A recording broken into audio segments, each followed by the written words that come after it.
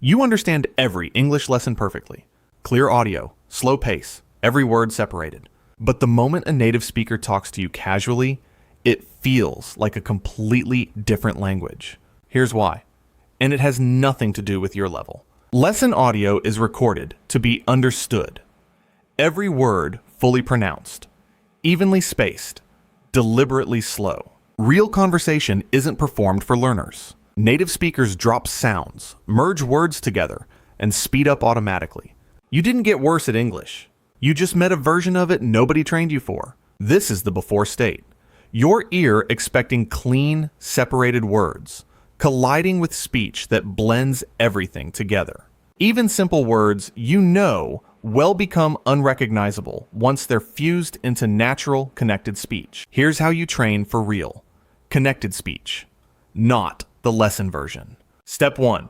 Learn common reduction patterns directly. Going to becomes gonna. Want to becomes wanna. Did you becomes didya. These aren't mistakes. They're standard patterns in natural speech, and learning them directly closes a big chunk of the gap. Step 2. Practice with real, unscripted audio, not just lesson recordings. Podcasts, interviews, and candid conversations move at natural speed with real blending.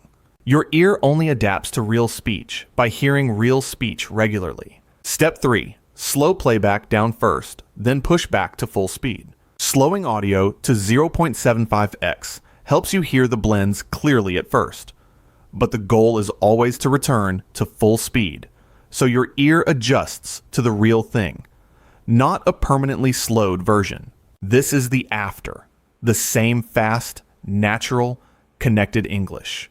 But now your ear catches the merges and rhythm instead of hearing one long blur. Try this today. Pick one podcast clip and listen for just one reduction, like gonna or wanna, every time you hear it. That's how you start training for real conversation.